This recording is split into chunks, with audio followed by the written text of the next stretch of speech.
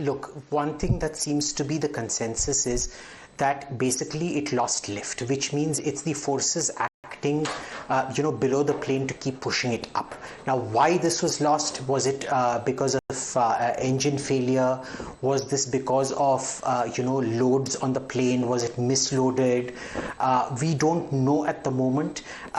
Generally, as a rule, these wide-body aircraft and their engines are extremely reliable. We've gone through a lot of pain in the past, about 70 years worth of crashes, and each one leads to new discoveries, which keeps making flight safer and safer and safer, and aircraft safer and safer and safer. There were several redundancies in this aircraft to compensate for human error and things like that. We still don't know what has happened.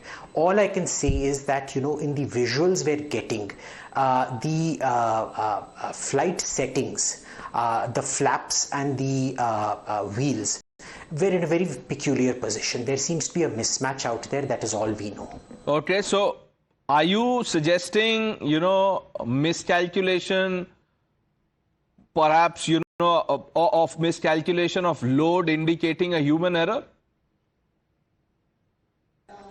Look, I would be very careful about jumping to human error or equipment failure right now, because there was a crash in 2002 where the suspicion was of human error, which was later disproven, and one of the family members of the victims went and killed the ATC operator, where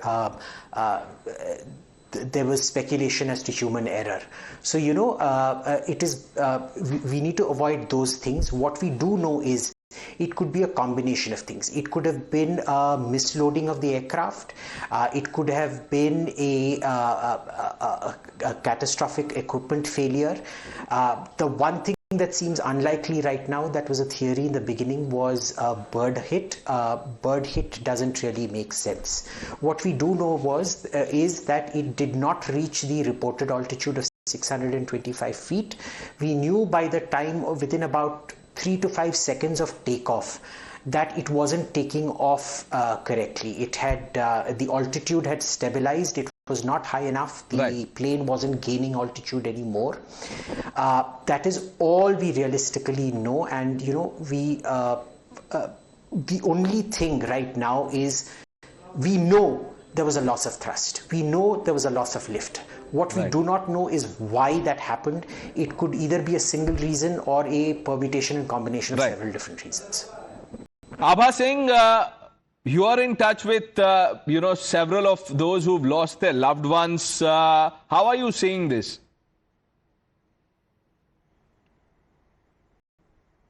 It's very traumatic, tragic, and everybody is full of anger. People are asking for answers because almost everyone has lost someone, loved one.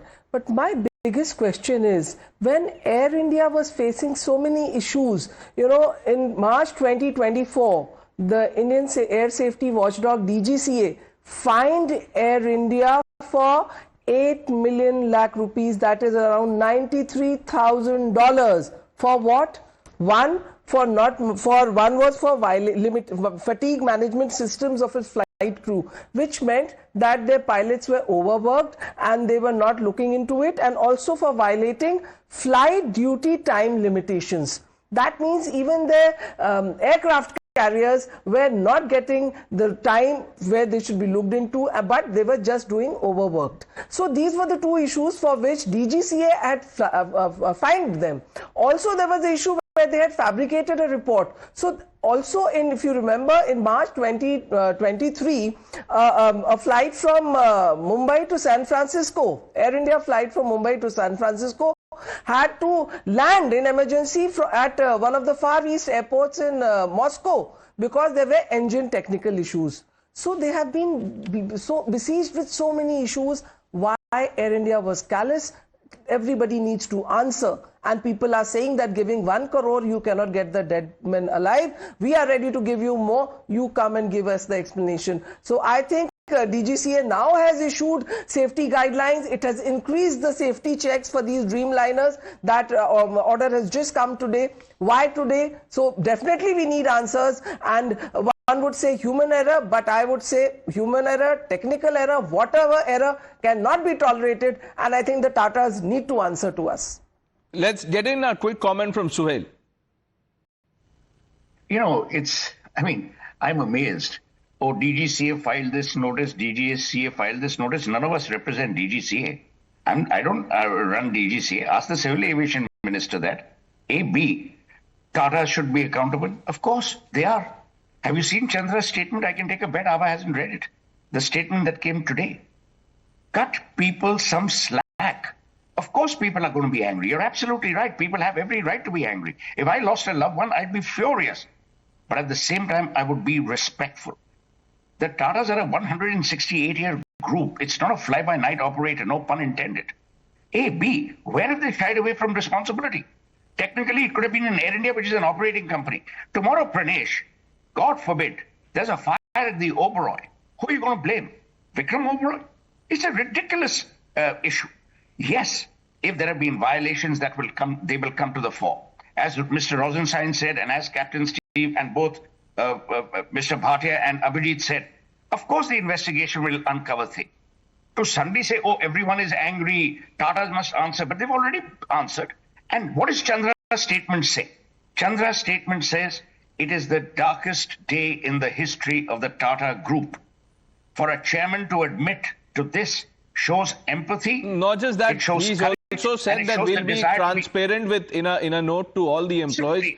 Yes, we'll be transparent with. Absolutely. Yes. And why not?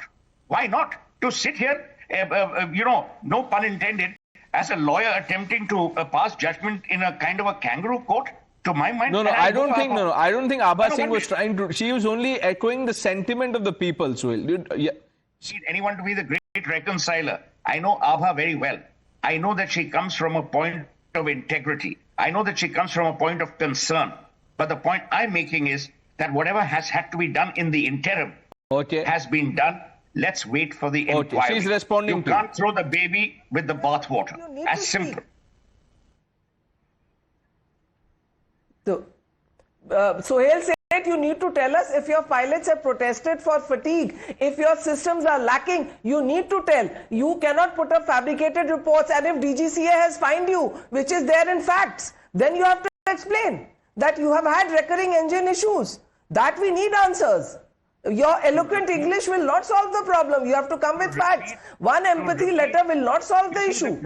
241 people have died. Forget the hapless doctors who were having their lunch. Innocent people having their lunch and losing their lives for your technical errors. For an unseemly provocation and for a response from me. I'm not interested.